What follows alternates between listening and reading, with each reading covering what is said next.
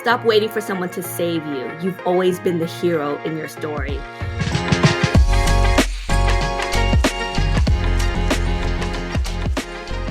Welcome to the Troop HR podcast. I'm your host, Taylor Bradley. Today I'm joined by Lan Phan, transformation coach and author of Do This Daily, to explore what it truly means to reinvent yourself. Whether that's navigating a career pivot, stepping into a new leadership role, or shifting how you show up at work, change can be daunting, especially when imposter syndrome creeps in.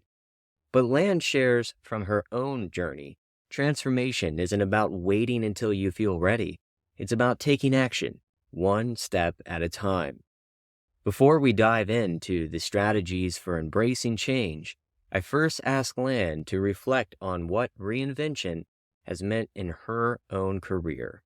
First off, let me say that I am the last person you would expect to be a transformation coach because I hate change. So growing up, I was the type of person who ate the same breakfast. I would go the same school route. Like I would literally almost the exact same steps because I just didn't like change. So for me, it was about being in control. And the more I could mitigate my change and just have the same systems, then the more safety I felt like I had. So for whoever is listening, if you are on the other side, the other extreme like me, who's averse to change, if I can do it, anyone can do it. But I think for me, it was just like this. I'm going to link it with this. Transformation starts from within, right?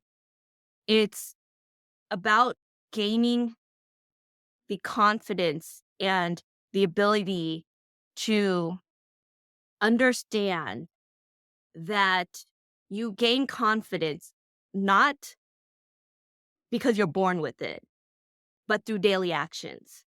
And so when I got that big aha moment of the only person that can change my life is me, in my book, Do This Daily, one of the chapters is stop waiting for someone to save you. You've always been the hero in your story. And I remember climbing the corporate ladder. I was in my 20s, 30s, and I was always searching for a mentor or a sponsor. And I was like, once I get that mentorship, they're going to bring me up. And in my mid 30s, I was like, there's no one's coming to save me. And if I want to elevate my career, if I want to achieve these goals, I have to start advocating for myself. I always think of Nora Roberts' quote, if you don't ask, the answer is always no. And I started asking. I started to put myself out there for just anything that would bring me kind of attention within the organization. And I started to, instead of waiting for someone to just elevate me, I started to advocate for myself. So much of what you said has resonated with me. In the early part of my career, I found that I was so nervous of going from, as an HR business partner, from a client group of 40, and I got a job offer to support a client group of 250, and I was terrified. Yeah. I called my mentor and I don't know if I can do this. That's a huge group. I've never done this before. And Christine Haas is her name. And I've mentioned her a few times on this podcast. I'm so grateful for her guidance, especially in this pivotal moment where she was just like, it's just another zero. You're still going to have the key people you connect with. Go Exactly. for it. And it was at that moment where Christine gave me that feedback where I recognized that the limitations that I thought were existing were self-imposed. They weren't imposed by other people. I got the offer, right? And Exactly. now I'm supporting a organization of, you and I were chatting before here, a team of 40, and we support 7,000 people. But if I didn't make that jump, I don't know if I ever would have. And that outside mentorship really helped me, which brings me to a little bit of imposter syndrome. I suppose that you diagnose what I was feeling and still feel at times now. What's your experience and guidance with that? First, everyone has imposter syndrome. I was watching this interview with Meryl Streep, who is by far one of the best actors in the world. And she talked about how she still to this day has imposter syndrome. And if Meryl freaking Streep can have imposter syndrome, you can too. Because here's the thing, we are hardwired as humans to have a negativity bias, right? You go back to our ancestors' day where our body's goal is not for us to get a promotion, to make money. Your body could care less. Your body wants to protect you. And back in the historic days, when our ancestors were being chased by saber-toothed tigers, they needed to make quick life and death decisions, right? So fear was prioritized over safety, happiness, right? When you were trying to decide whether to eat the berry, you had to ascertain whether it was poisonous or not, right? We avoid experiences or situations where we might be at risk. There's like this kind of funnel. I think we've all kind of seen it, right? You have the comfort zone right here. And then next to it is a learning zone. And then you have the fear zone and then growth zone, right? So when you move out of the comfort zone, you're entering the fear zone because it's new. You've never managed 100 people. You've never managed 40 people. But it's like you said, it's not like the tailor that was managing, let's say, 10 people is different than the tailor that is managing 40 or 100. It's the same person. And yet we have these stories in our head that I'm not capable enough. I'm not good enough. Why? Because all of us are hardwired to look for the negative. So knowing that we have a negativity bias, knowing that the imposter syndrome you are feeling is natural, and what your imposter syndrome is telling you, Taylor, is that you are growing and stretching yourself. If you just stayed where you were, you wouldn't have imposter syndrome because you've done it for the past 5 years. But now that you've been promoted to VP or C-suite, are you different? No. Yet granted, there are probably additional skill sets that you need to learn, but that's with any job, right? But you have to start betting on yourself. And one of the things I always tell people is stop waiting to feel confident. Confidence is not something people just think it's a state of mind that just comes. You gain confidence by doing. That's the reason why my book is called Do This Daily. You see this with children, right? When children are like 5 or 6, I think of my daughter, and it's, what do you want to be? I want to be a ventriloquist or a singer, and I want to be on American Idol or whatnot. And I'm like, okay, you can do that, but you need singing lessons. She's like, I already know how to sing. With that confidence. But part of it is that people who are overly confident sometimes don't have that skill set. And so they don't understand the level of effort needed to be here. And so they're here thinking, I'm the best ventriloquist or I'm the best at my job, not understanding the level of effort needed to be, like, let's say, an Olympian.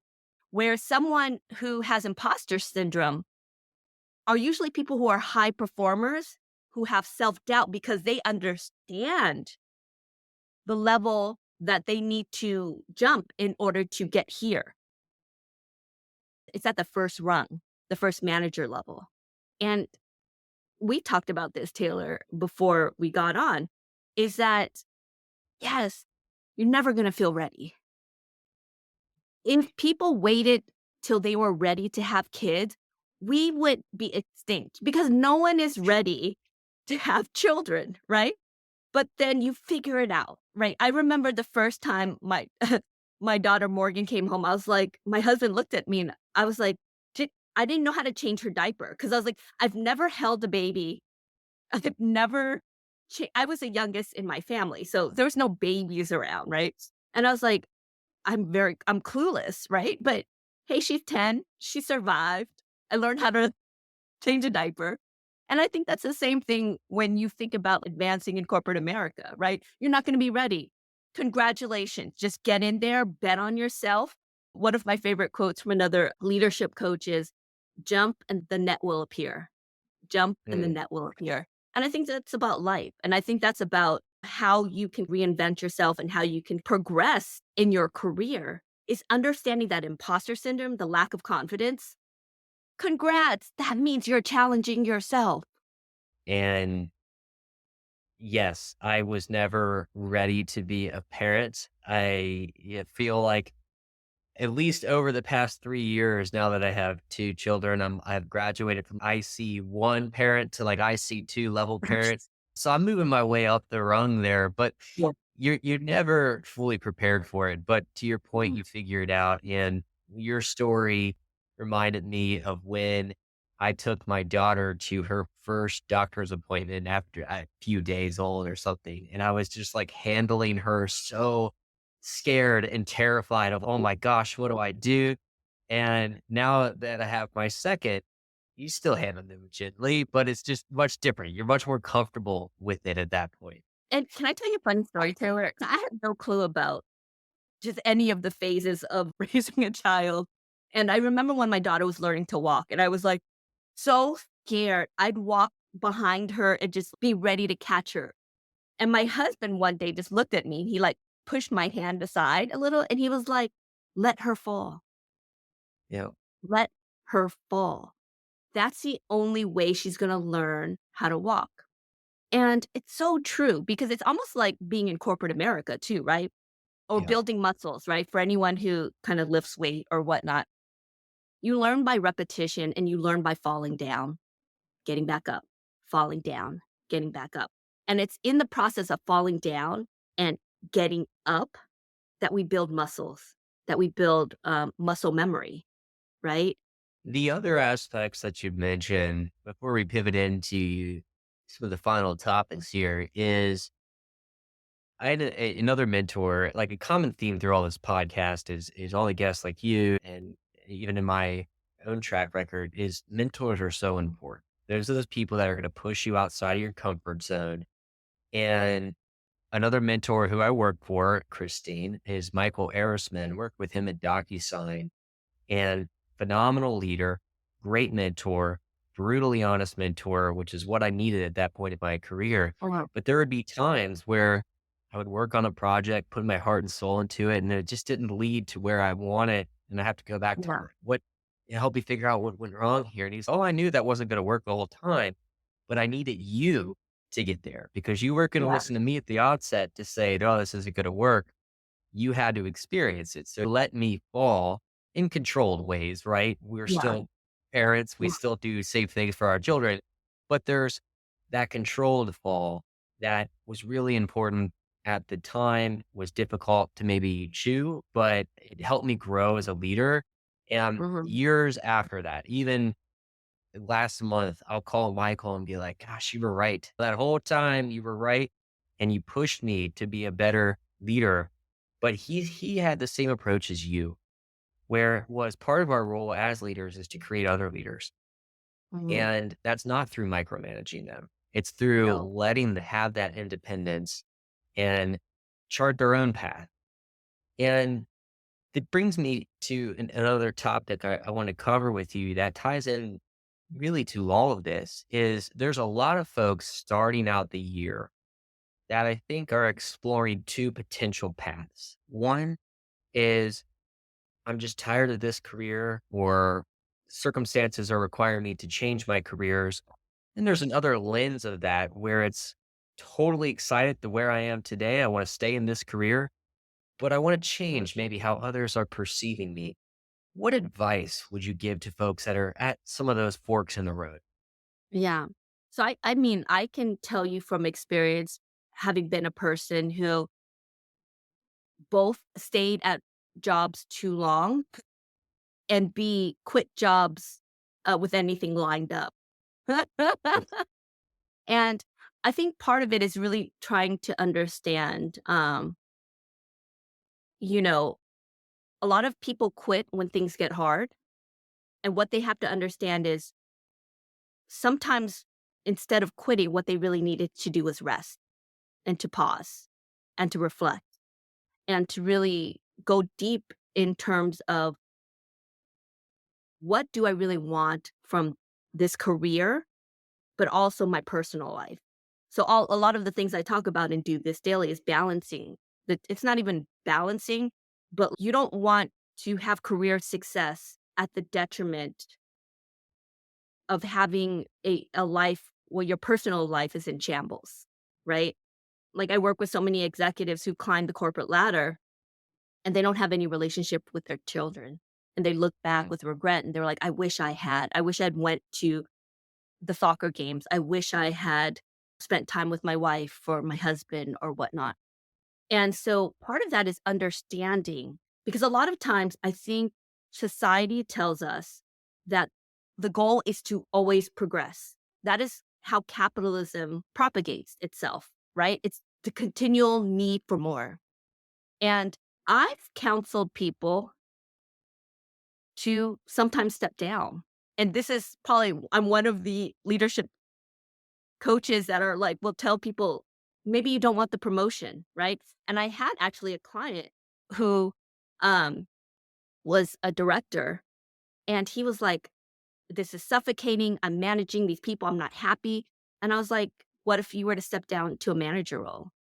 And that's actually what he's doing now. And he's super happy. And it's like the pay wasn't a huge, there wasn't a huge gap, right? But his work life balance is more. He feels more fulfilled in his life. And I think part of that is stepping back and while you're trying to make a living, make sure you're creating a life worth living. And I think part of it is understanding, okay, what are the things that you want in your life in terms of your health? Because I was that person who worked I was in leadership roles in my 20s and 30s, like VP in my late 20s, but I had no life. I literally would be in the office early in the morning, stay out at 10. And that was okay when I had children, didn't have children, but like life changed for me when I had kids. And I look back at my life and I'm like, gosh, I really wasn't happy. And I wasn't taking care of my health. I had prediabetes, all of these other things, right? And so I know I'm giving you a long winded answer, but I think it's important to understand that when you're juggling your life, you have to look at it. There's career success, but there's also your personal life. And part of creating and transforming yourself is understanding that not one or the other, right? Because if you focus so much on climbing the corporate ladder and achieving all these things and getting all these gadgets and all these zeros in your bank account, but you've worked yourself to the ground. And my brother, I remember him telling me this via text, and I was like, mind blown. He's like, a healthy man wants 1,000 things, a sick man wants one thing. And for me, that was really enlightening because I just realized that as I have these career goals, I needed to also prioritize my health, my well being, my family, the things that matter to me. You have to become the person that you aspire to be. And that's the last chapter of Do This Daily is change requires changing who we are. And like when I look at it, I'm like, duh, of course, you have to change yourself in order. But then people aren't willing to let go of what they are no longer. Right. And so I always say that change is simple, but it's not easy because there's only two ways to change your life. Two ways, only two ways. It's what you add in your life and what you take away. What you add and what you take away. So if you want to be a leader within your organization, what are the things you need to add? Who are you spending your time with? It's about changing the systems of, I think we spoke earlier about this offline, which is when you're in the manager level and when you're your career, who are the people you hang out with? Other people who are at the same level, right? But if you want to be at the director level, the VP level, or whatnot, you actually have to make a concerted effort to build relationships within the organization, cross function, even though you're in accounting, knowing the CTO, knowing the CMO, knowing all of the different folks within the organization. Because at the end of the day, people don't get rewarded for their contributions in corporate as much as them navigating the political system within an organization. It's about the relationships and about people pulling you up. Because, and I know people are going to be like, oh, that's not true. It's about contribution. I've been in corporate long enough to see, because you've seen people who are like, do amazing work, but they never get promoted because they think that their hard work and their effort and their product is going to elevate them. But most of the people aren't looking to see what you're doing because people are more focused on what they are doing. And so that's where building the relationship within an organization is important. It's about advocating for yourself, right? And you can't get sponsorship within an organization if you're not building those relationships. And people think that I will do hard work and a sponsor will come up and just pull me from my role as a junior analyst to become the leader of the. No, that's not how it works. And I think part of that is you have to become the person that you want to be. You need to change in order to change your life. And part of that is you change the systems, you change your environment, who you surround yourselves with, your systems being how your workflow, how you work. Do you advocate for yourself? Do you talk within or, at meetings? And we make things so complicated. Oh, it's impossible to get a promotion. It's not impossible. It's just that you're not doing the right things in order to get promoted. You think that you being in front of your computer and just typing away is going to get a promotion. No, it's about the game, the politics game. It's about getting advocates within the organization to talk about you in meetings where you're not at. And how do you do that? By building connections and relationships, right? And so I'm not saying that good work, hard work is not important. That's the baseline. It's right here. It's not going to get you Yeah. promoted. It's the baseline. You have to do good work. But you also have to do the next part of changing your systems, changing your environment, who you spend time with, just your mindset, your habits, what you do daily. That's how I built confidence. Wasn't born with it. Confidence is a verb. We see it as like a state of being, but confidence is the continual doing, practicing, repetition that we do daily until it becomes who we are, till we change who we are from the inside out because we've done it daily. We started before we were ready. We started while our hands were trembling, and we kept on doing it until it became like a kid walking, where it's just part of what you do. That stands out to me is having the courage to change. That's something that needs to come from inside of you. You can, of course, have mentors along the way, but anyone that's at that fork in the road, the other practical guidance that really stood out to me was having a willingness to have a honest conversation with yourself of what do you want out of this? And because I am a Marvel geek, I'll use a quote from Tony Stark's dad: no amount of money has ever bought a second of time. And I Mm. like to tie that back to when I was a firefighter paramedic. I had been with folks as they passed on from this world, and never once have I heard anyone talk about anything with work. It's always been, Oh, wish I would have spent more time with my family, or family was always at the top of their mind. And that unique perspective has really grounded me into making at times tough calls, but calls that are important to me in my personal life as well as my career. So to come in for a quick landing here, two quick questions for you. What would be one bit of career advice that you would give to someone that's at that fork in the road right now? there are no wrong decisions. And I think we get paralyzed because we don't want to make the wrong decision. But in understanding that every decision you make is just a period for you to realize whether you want to take path A or point B. Oh, I didn't like path B. Okay, let me see if I can move it, move the part of it is just a work in progress. There is no right or wrong answer. And just make a decision, go for it, go all in. And then if it's not the right decision, it's okay not to quit, but to redirect. And then when you think of the point of its redirection, it makes it a lot, right? Because I've had a lot of career changes too, Taylor. I used to be a public school teacher. I used to be a booking agent to hip hop artists. I used to be a gang prevention counselor. And so I used to look back at those things and say, God, why did I do that? I would be so farther in my career if I did that. All of those learning experiences got me to where I am today. And I think you have to have that attitude of it's not just, it's redirection and it's learning. You're learning. There's no wrong or right answer. I love that. Final question for you. If folks want to check out the book or connect with you, what are the best ways to do that?